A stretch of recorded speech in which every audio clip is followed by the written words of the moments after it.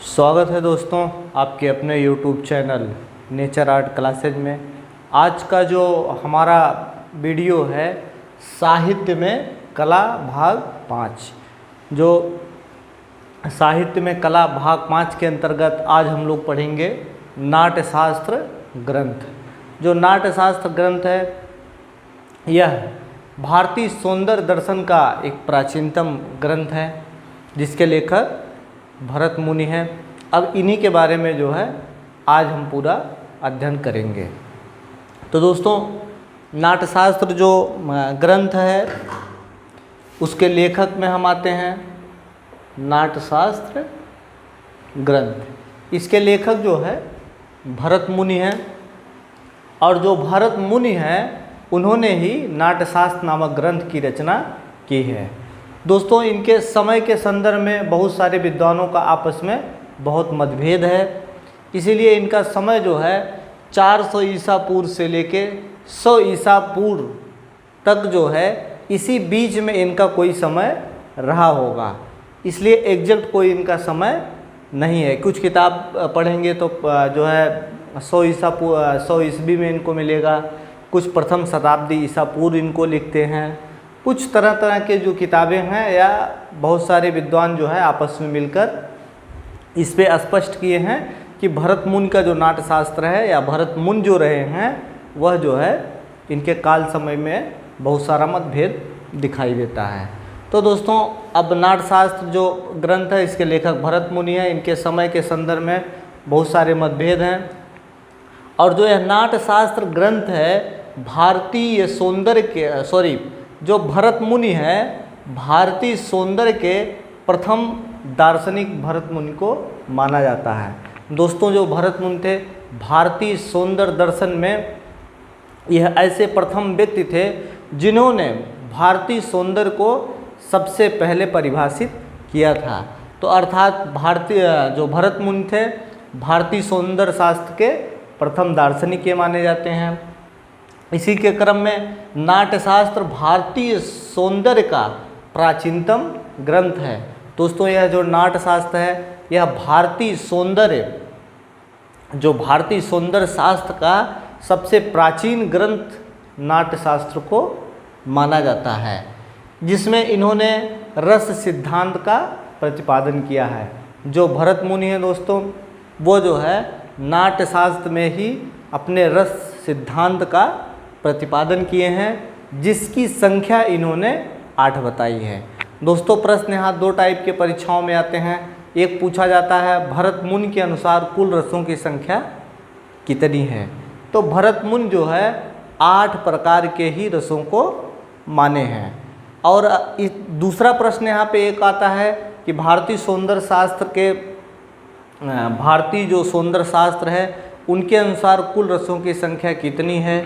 तो कुल रसों की संख्या मित्रों 9 है, ठीक, क्योंकि भरत मुनि 8 को मानते हैं। जो 9वां रस था वह शांत रस था, जिसकी खोज अभिनव गुप्त ने किया था। आगे अभी हम रस और भाव पे चर्चा करेंगे। तो दोस्तों ये हो गया यह भारतीय सौंदर्य दर्शन का जो है भारतीय सौंदर्य शास्त्र का प्राचीनतम ग्रंथ है। और इसी में भरत मुनि जो है अपने रस सिद्धांत का प्रतिपादन अर्थात विस्तार पूर्वक चर्चा किए हैं और इन्होंने जो रसों की संख्या 8 बताई है।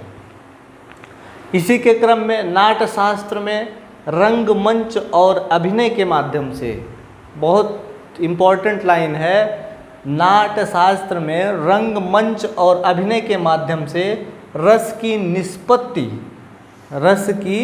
निष्पत्ति और अनुभूति के विषय में वर्णन किया गया है। दोस्तों नाट्यशास्त्र में भरत मुनि जो है जो रस की निष्पत्ति होती है, बार बार हमसे परीक्षाओं में इस टाइप के प्रश्न पूछे जा रहे हैं कि जो रंगमंच है जो अभिनय है उसी से क्या होता है दर्शक के मन में जो है रस की निष्पत्ति होती है। तो दोस्तों रंगमंच और अभिनय के माध्यम से ही रस की निष्पत्ति होती है। यहाँ से भी प्रश्न आपको परीक्षाओं में बार बार पूछे जा रहे हैं। और इसका भी पूरा विवरण नाट्यशास्त्र में हमको मिलता है।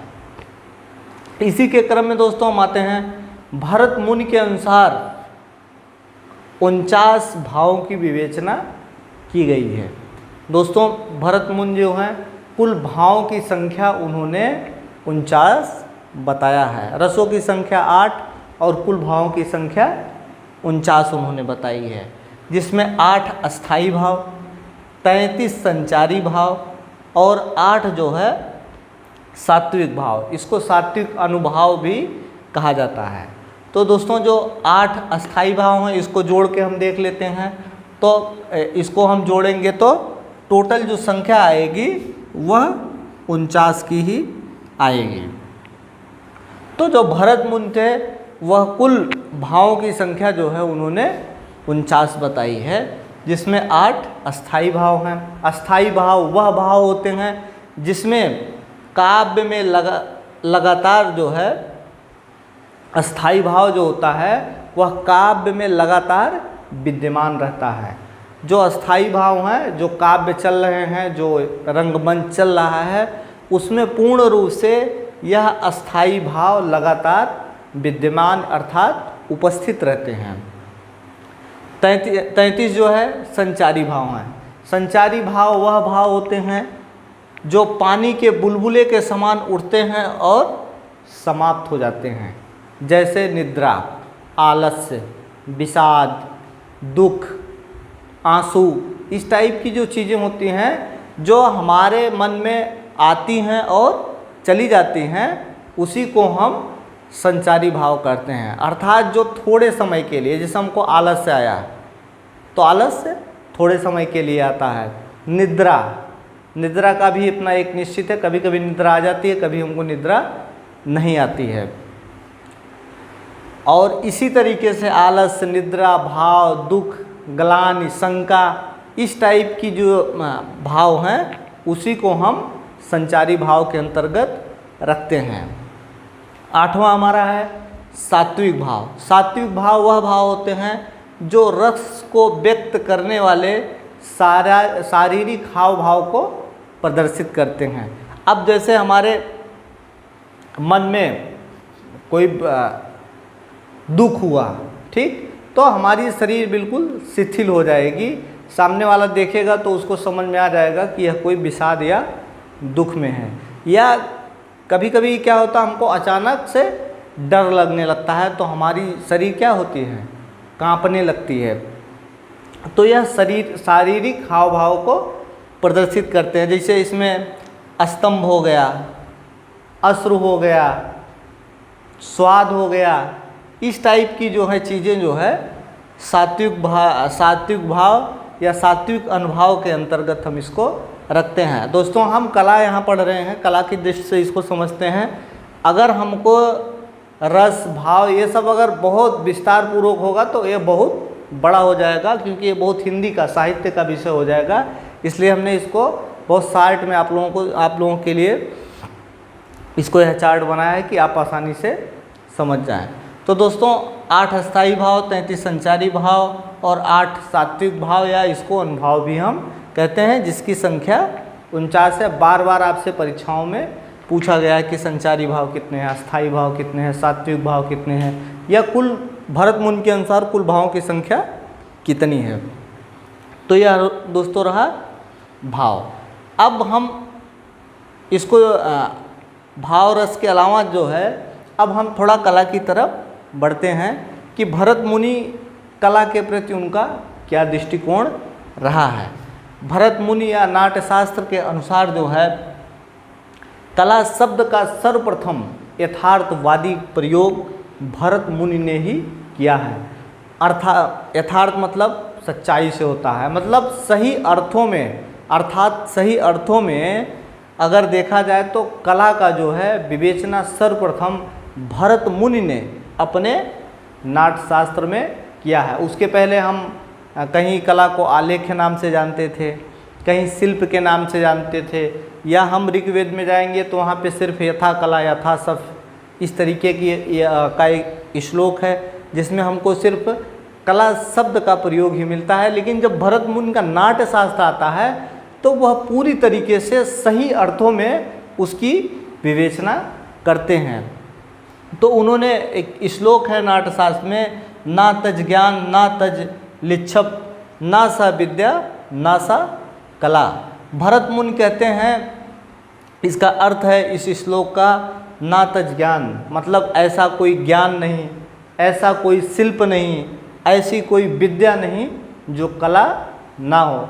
अर्थात जो मनुष्य का संपूर्ण जीवन है, जो भी चीज़ें हैं प्रकृति में और जो सुंदर दिख रही हैं, जो मानव उसको बेहतर ढंग से प्रस्तुत कर रहा है, वही क्या है?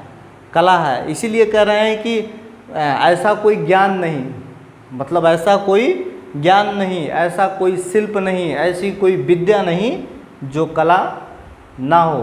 अर्थात वो सभी को जो है कला के अंतर्गत मानते हैं। जैसे अभी विद्या के ही अंतर्गत जिसकी सुंदर बहुत अच्छी राइटिंग लिखावट है, वह भी एक प्रकार की कला है। अब भरत मुनि सबको समाहित कर देते हैं, चाहे शिल्प हो, मूर्ति हो, वह भी एक प्रकार की व्यवस्थित या अच्छी तरीके की कला है। जो ज्ञान है, ज्ञान को अर्जित करना या उसको प्रदर्शित करना, भरत मुनि के अनुसार वह भी एक प्रकार की कला है। हालांकि मनुष्य का संपूर्ण जीवन ही क्या है? जो बेहतर काम कर रहा है वही कला है। अच्छा खाना खाना, अच्छा कपड़ा पहनना, अच्छे से अपनी बात को किसी के सामने प्रस्तुत कर देना, यह भी क्या है? कला के अंतर्गत आता है। तो दोस्तों यह कला हो गया है। अब अगला पॉइंट है जो नाट्यशास्त्र में मुख्यतः 3 प्रकार के मूल रंग बताए गए हैं, लाल, पीला और श्याम। लाल, पीला और श्याम जो है इसको मूल रंग की श्रेणी में रखा गया है। और जो एक इसमें है सफ़ेद रंग, सफ़ेद रंग से अनेक रंग बनाने की विधि के बारे में बताया गया है। दोस्तों नाट्यशास्त्र का में जो मूल रंग हैं वह 3 हैं, लाल, पीला और श्याम। और जो सफ़ेद रंग है, सफ़ेद रंग से अनेक प्रकार के रंग बनाने के विधि के बारे में नाट्यशास्त्र में बताया गया है। तो यह हमारा नाट्यशास्त्र ग्रंथ रहा। अब हम आ जाते हैं रस और भाव पर। अब हम इसके बाद सीधे चलते हैं रस और भाव पर।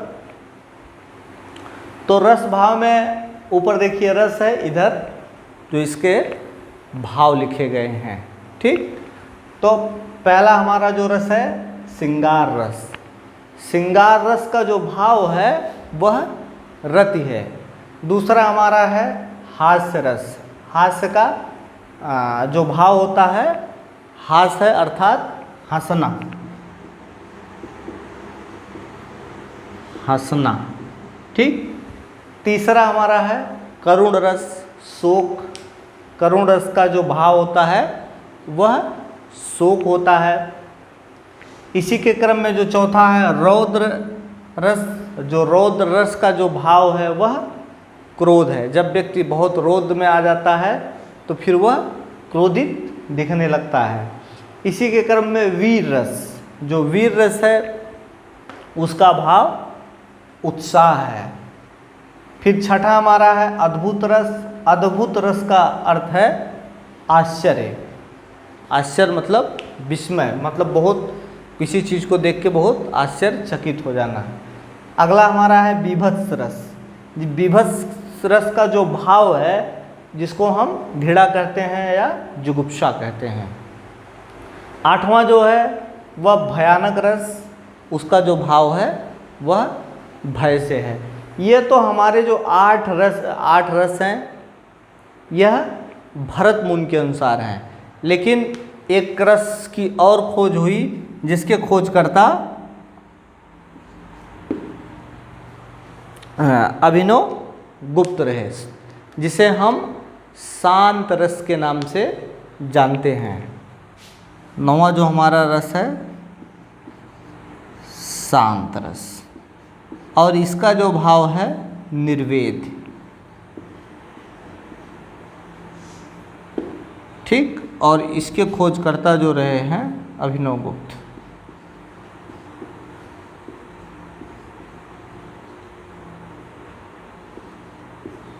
ठीक।